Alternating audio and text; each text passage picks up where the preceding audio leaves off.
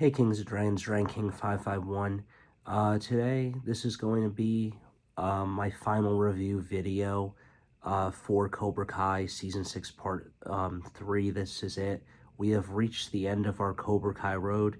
I will say it, Cobra Kai never dies, but ultimately, there's going to be some stuff that I'm talking outside in real life, what's going on in real life with the relationships and stuff.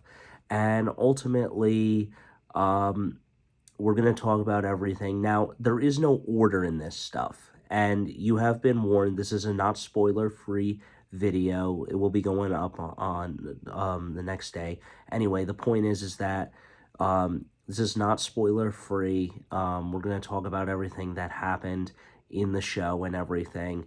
And as I've said before, I said I was happy either way with Miguel and Tori winning or Sam and Robbie winning. I just don't like the way that it was written in this story, as I said it in my previous Legacy video about the Legacy characters and everything else. With that being said, this is going to be more of a longer video, so let's get into that. So the actors of Sam LaRusso and Robbie Keane Lawrence, I didn't even know they were dating. But at the premiere on the red carpet for Part 3, Mary Mauser and Tanner Buchanan are apparently engaged. So yeah, they will be getting married to one another. I mean, I guess it wasn't too far-fetched because we've seen them be really close friends in videos, and they seem like they're always together. So it wasn't like that far-fetched. However, I did know about Peyton Less and Jacob Bertrand, who play Tori and Hawk, are dating in real life, so I know about them. Let's talk about the movie. So I don't know how this movie is going to play out. It is a 3-year time jump with the events of Cobra Kai Season 6 into the movie, so I don't think any cameos from the show. However, maybe Daniel's kids are just Sam, because they would be almost or done with their college career. Now, the only unanswered question that I had in Cobra Kai is, who is Tori's father? Everyone believes it's Dutch or someone else. I mean, it doesn't really matter that much because she's set for life with, like, what happened in later, and I'll get into that momentarily. But, I mean, like, what about her brother and everything else that happened and stuff? So I'm not really too sure about that. Anyway, let's go into a parallel. So in a parallel, Karate Kid won, Johnny to Daniel, giving him the trophy, "You're all right, LaRusso." Years later, when they win the world championship, Daniel says to Johnny, "You're all right, Lawrence." So it was a nice parallel to have that in the story. I really felt that that was well made. Now, we are now going to go into some stuff here. Congrats to the leak people who got it right, although I really don't like that they leaked a lot of stuff to establish that those people were right and everything, and it definitely irked me as a fan. Now, with Robbie getting injured, that kind of pissed me off too. I didn't like that Robbie got his leg broken, and it seems like it's a bad omen anytime he fights in the All Valley and stuff, or I guess anyone in the Miyagi-Do, or just Robbie in the Miyagi-Do gi, because Hawk's the only one that's won in a Miyagi-Do gi. He lost in a Cobra Kai one, and everything else. The All Valley hosting the tournament is, I guess, okay. Miguel taking over with Johnny's Cobra Kai with Tori is fine. But here's my problem, and this is what I'm explaining in the Legacy video. I think it's a cop out, in my opinion, of not giving Sam and Robbie a championship title, of Sam stepping down, and everything. Like, I didn't really want Sam to step down, but they kind of go the route where we see in the flashback scene with Daniel and Mr. Miyagi that it's like, you don't have to fight anymore. Win, lose doesn't matter and stuff, and proving that Sam doesn't need to fight anymore. But I guess they kind of went with, like, the crease thing. It's not about the trophy. It's about proving you're a champion. So I'm okay with Tori and Miguel winning, but I wanted Tori to earn it from Sam, not Sam not fighting. But as I said, there's a dream with Miyagi and Daniel, a final lesson. No longer have to fight, win, lose, not matter, and everything. And so I kind of understand that, but I wanted Tori to earn it from Sam. I wanted them to have one final fight without any baggage on it to kind of prove who was the better fighter because, I guess kind of her winning now, Tori, it's not Tainish by winning with Cobra Kai in a way and everything by her getting the trophy and her not losing. And now she gets a nickname called the Tooth Fairy because she knocked out Zara's teeth, which was awesome and everything. But at the end of the day, I do think that when you look at it from the standpoint, it would have been nice to see Tori and Sam one final fight and stuff. Now, as I've said before, if Miguel and Tori can certainly beat Axel and Zora, there's no way that I'm not saying that Sam can beat Zora, because Sam can definitely beat Zora, and so can Robbie. If Robbie didn't break his leg, he probably would have won against Axel. And Sam, if she didn't step down, I think she would have taken on Zora pretty well. I think she could have beat Zora. But I love how they closed the gap.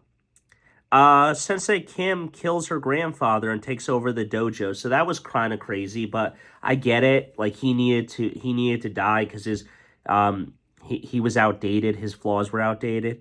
Finally, we got You're the Best Around soundtrack, so that was awesome. I love that. And everything else. Now, I love the heart-to-hearts with Kreese and Johnny and stuff. I really loved all of that heart-to-heart stuff. That was great and everything. The possibility of a reboot is up in the air. How would it happen to continue the story when Kreese killed himself along with Silver? Now, Silver was already dying due to cancer or something else and stuff. Remember, in the hospital. Congratulations to the guys who got it right. I'm very ecstatic with that scene. What happened in season 5. So I knew Silver was definitely dying and stuff, and he had some cancer, some other thing and stuff.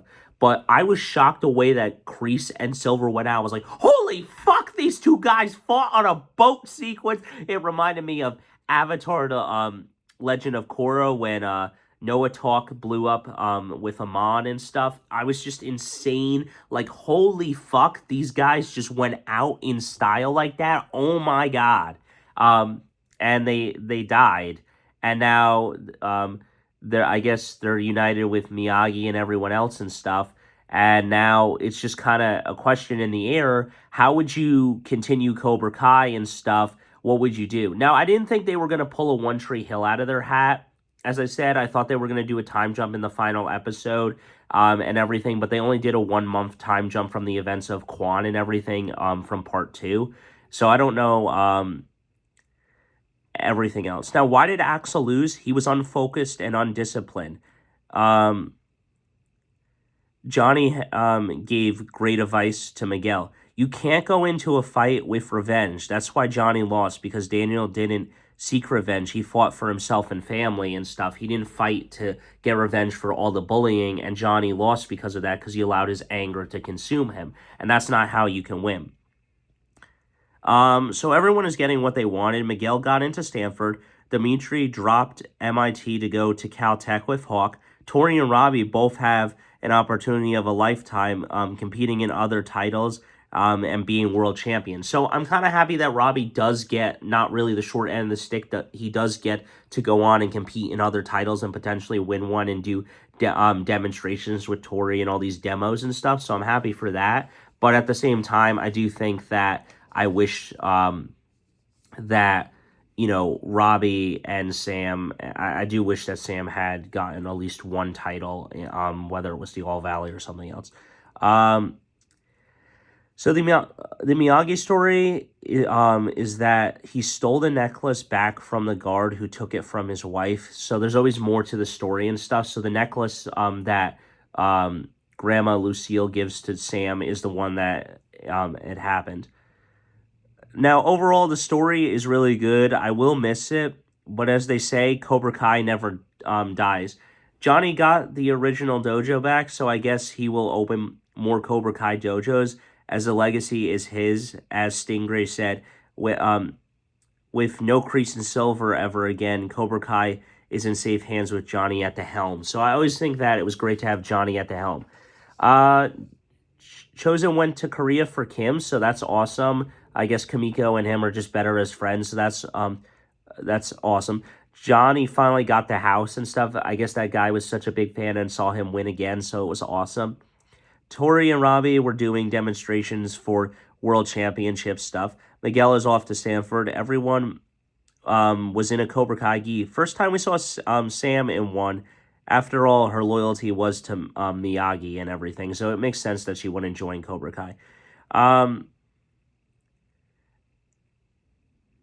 you know, Sam decided for herself not staying in Cali and going to study in Okinawa, Japan. Miguel is going with her until he goes back for Stanford. So that's really great and stuff. So I guess the relationships weren't really tested and everything. Tori finally, Robbie said to Tori, "I love you," finally, and that was great. So there were a couple other things. I love that Johnny got redemption with a fight and everything. And I'll get into that momentarily. In the final scene, we see that Johnny and Daniel are co-teaching by making the students learn both Cobra Kai and Miyagi-Do. Then Daniel and Johnny are choosing which students should represent their dojos, with like Anthony being part of Cobra Kai and you know, Devin Lee being part of Miyagi-Do and everything. Secondly, we saw the writers breaking the fourth wall by basically talking about the pitch meeting for the show about a reverse of the 1985 with Silver and Kreese and Cobra Kai winning. Basically planning how the meeting went all those years ago for everything, and basically William Zabka saying, "I won't do it unless Ralph is part of it." And then there was a parallel, Daniel trying to catch a fly with a chopstick, saying, "You'll always have the memories." And then Johnny comes in, slapping it with his hand, saying, "No mercy." Thus, we have reached the end. The heart-to-heart with Kreese and Tori was pretty good, but also the one with Johnny and Kreese having a high respect, redeeming himself to Johnny, apologizing for all his wrongdoings, and giving him Cobra Kai was awesome. Johnny having one final shot at redemption when the 1984 on the red mats. Reason he lost is because he ran right into the kick. Daniel says if he stays back, no special move can beat him, which works, and he beats Wolf. But also Daniel giving him the speech of Rocky 1, going the distance versus the champ and still standing when the bell rings, you have won and stuff, just trying your best and everything. And ultimately, it does. Remember that there's no way to really defend the kick. I mean, you can go like this and try to block it and stuff with your hands and protect your face so it's a block and not a point.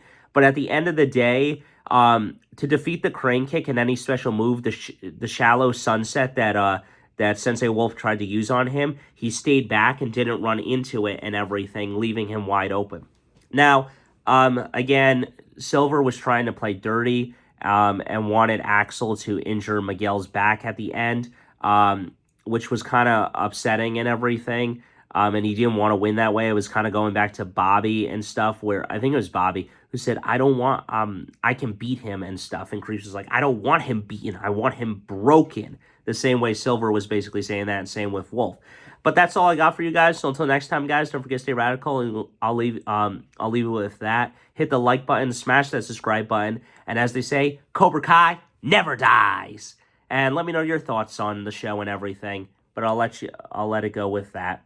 See you in the next one, and see you for the movie review. One final thing I will say before I go. Thank you guys so much for the love and support you gave me throughout these couple of years. The first couple of reviews I didn't do. I did it from Season 3, Season 4, roughly, for the show and everything, because I was still getting used to the show. Ultimately, in my heart, I thought I was always going to say the 2010 film is better than everything, and ultimately that. But then I started loving Cobra Kai, and I watched the original films of Karate Kid 1, 2, and 3 with my favorite villain being Terry Silver.